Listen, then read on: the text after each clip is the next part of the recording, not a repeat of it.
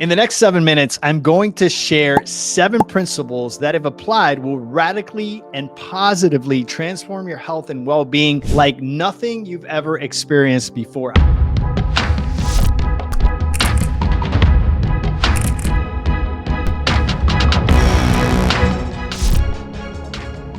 I know it's a bold statement, but before diving into these principles, let me tell you a short story that illustrates the power of what I'm about to share. A couple of years ago, I was living in Tampa, Florida, and after a busy morning of training clients at my personal training studio, I took off to go home and have lunch. One day, as I stepped into the elevator, the maintenance guy joined me. I had seen this guy many times before, and he asked me, "How do you stay so in shape?" I only had a moment to respond because I lived on the 3rd floor, so I knew I had to give him something quick but impactful. This interaction serves as the foundation for what I'm about to share. These principles are powerful and simple, but let me be clear. They're not easy, right? They're powerful, they're impactful, but they're not easy. If you're ready to embrace the challenge, these steps will set you on the path to crushing your fitness goals in 2025. I want to say before I get started here that I work with many different types of people. Around this time, we are in 2025, January, February, March. You see these people with all this excitement come through the doors. And surely enough, in February, you start to see people fall off a little bit and you wonder why, right? And I think oftentimes people start off, they think they know what they're doing. They join the gym, they get there, they look around, they get overwhelmed. They have no idea what to do. Or even worse, they stay there for 2 hours. They work the circuit, they work the floor, meaning that they get on every single machine. They spend 2 hours there, maybe sometimes even more. I've seen people there for 3 hours, and then they work up this appetite that is uncontrollable. So I want to give you some fundamental pieces before you actually head out to the gym. You put all this effort into it, and it just doesn't pay off for you, okay? I'm going to start off with the basics, but the powerful things that have made all the difference in the world for my clients. Concept number 1, go to bed before 10 p.m. Studies after studies that say that if you go to bed before 10 p.m., you're going to avoid a ton of issues in your life. But let's talk about your health. Let's talk about your wellness. Let's talk about your waistline, right? And so we have this tendency to set an alarm for the time we're going to wake up, but rarely do I hear people say, I'm going to set an alarm to actually go to bed. I recommend setting an alarm to go to bed before 10 p.m. You're going to have less food temptations. Let's face it, if you have dinner around 7 o'clock and you're still up at 10:30, 11 o'clock, wandering around the house or watching that Netflix series that you enjoy, all of a sudden the munchies are going to kick in and it's going to be hard to get over that, right? You have less possibilities of danger, right? If you're not out and about. I think statistics show that after 7 o'clock, some of the major crimes happen after 7 o'clock. I also know historically inside of our program, the vast majority of people that cheat on their diet do so after 7 p.m. Why? Because you've been an adult all day, right? You've been tapping into that muscle called discipline. And when you get home and you're tired and you've been exhausted, you've been an adult all day, that discipline muscle is exhausted and it's hard to self-control when the munchies or the desire for snacking kicks in. So get to bed before 10 a.m. That is the fundamental thing. The other thing is that if you're actually in bed by 10, and let's say you wake up at 5 or 6, right? You get a full 7-8 hours of sleep. The very next day, you're going to have way less temptations. Concept number 2, wake up before the sun comes out. A lot of you guys hit the snooze button 10 times before you actually get up. And that causes a lot of issues, right? You kind of stumble out of bed, maybe you shower, maybe you brush your teeth, and then you're off to work. And next thing you know, you haven't had anything to eat. All day has gone by. And now it's a problem because now you're starving, right? You're ravenous and you're going to eat anything that comes in front of you. So I suggest you get up an hour before you have to, right? And start what I call the feeding process, right? You want to feed your mind, your body, and your spirit. You want to read something that is going to edify you, that's going to strengthen you. Maybe it's something business related, maybe it's something motivation related. For me, it's the Bible. I'm a man of faith. And so I pick up my Bible, I go through 2-3 chapters, I pray, I edify my spirit man. And then sometimes I'm reading a business book or something related to what I do with nutrition. So I feed my mind, I read about 20 minutes of that. And then I'm off to my workout, right? I want to sweat. I want to make sure that I'm moving my body. Motion creates emotion. I'm getting ready for the day. I'm waking up for the day. And what happens is when you actually start your day off with a good behavior, the tendency is to continue to have good behaviors throughout the day because how we start is generally how we end.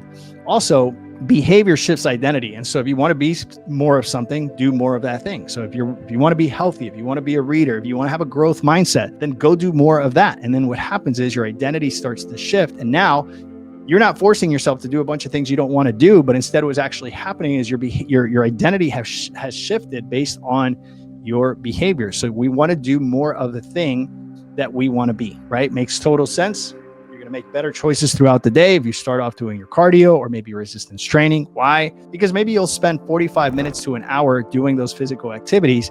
And then throughout the day, you're more cognizant of the things you eat, right? You're going to embrace discipline and self-control because you're going to think, I just invested all this time. I went through the pain of working out, and I think I'm going to pass on that donut. I think I'm going to pass on those Doritos, right? And you start to promote a growth mindset that is very helpful in terms of getting fit, not just in your body, but in your mind, in your spirit, right? And of course, in your body. Piece number 3, it is fundamental. Nutrition is fundamental. If you have a bad diet, it's going to be very, very hard to get in shape. As a matter of fact, it's almost impossible to get in tip-top shape if your nutrition is not in place. In other words, you can't chase a bad diet. We just have to do the work. Most of that work is done in the kitchen. You've probably heard the cheesy saying, abs are created in the kitchen. That's very true.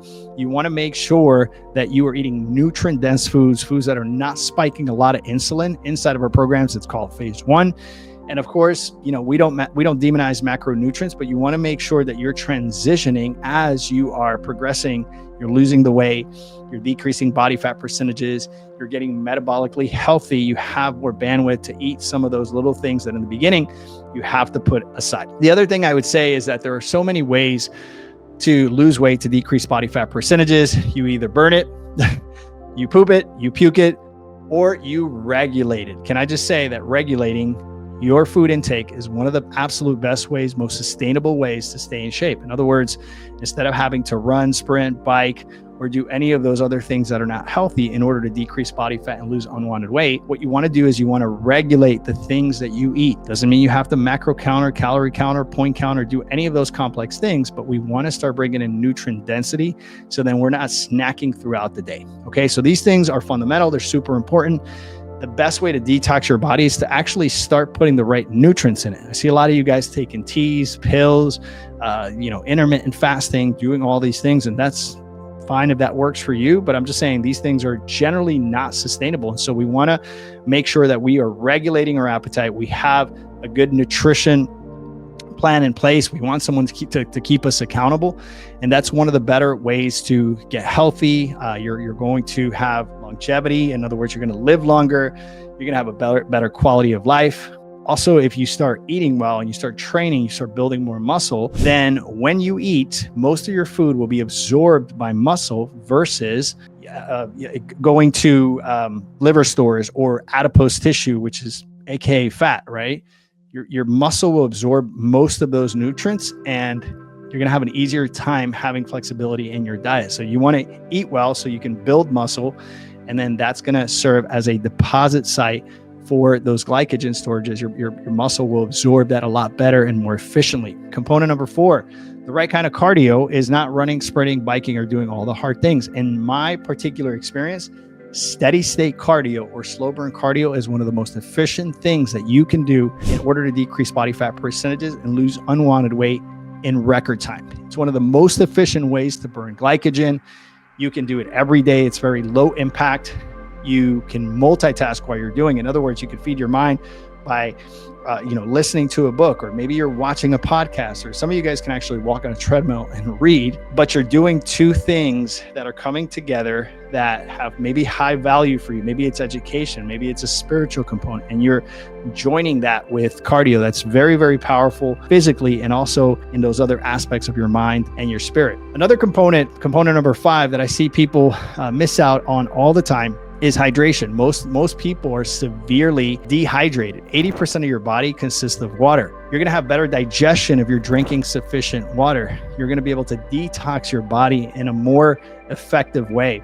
You're going to have nicer skin, right? Skin is actually an organ, right? And it thrives on water. So you want to make sure that you're well hydrated. You're going to absorb nutrients at a more efficient rate, and you're going to be less hungry. You're going to have less cravings if you're actually bringing sufficient water in. The other thing I would say is that you can't be a robot forever. You have to pick some dates so that you can actually have some cheat meals. But you want to be very specific. You want to be intentional with your cheat meals. You want to make sure that you earn those cheat meals, number one.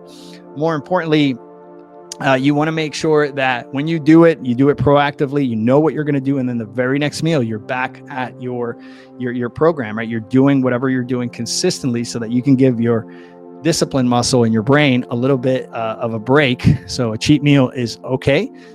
You're going to send your brain the right signals if you're proactively doing it versus reactively. All of a sudden something came in front of you, you ate it, and then you feel self-conscious. You start that sabotaging mindset that oftentimes gets you in even more trouble. And so you want to make sure that you are proactively planning this. And if you wait for that cheat meal, you're going to enjoy it more than if you're doing it every day or every other day. Last but not least, concept number 7 is you need to train smart. One of the smartest ways to train is circuit training, right? You're going to have better recovery. It's going to be time efficient. You're going to be more consistent. If you're doing it in a group, you're going to have the accountability component of other people being there to hold you accountable, which can be very, very powerful. And so if you follow these 7 components, 2025 will be radically, radically different for you. I'm telling you right now that it sounds like a lot, but when you actually start to chunk it down, you find accountability, someone that'll hold you accountable to at least 3 of these concepts, right? Let's call it nutrition. Let's call it the right cardio, and let's call it good recovery, going to bed early, right? Let's just say that that's all you hear in this video, right? If you do that alone, you are going to look radically different. I think sometimes people approach their goals in the wrong way. I think that they go to the gym and they think that that's the magic pill and that that's going to change everything. And oftentimes I see people getting disappointed, quitting before they reach their goals.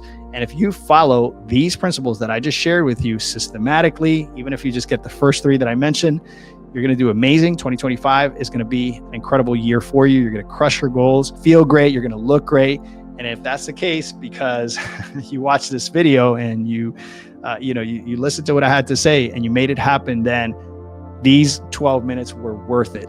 I hope you enjoyed this video. More importantly, I hope you put it into action. If we're not friends yet, you haven't subscribed to this channel, please do so. I would love to hear from you in the comments. My name is JT Tapias, and I'll speak to you soon. Ciao, ciao.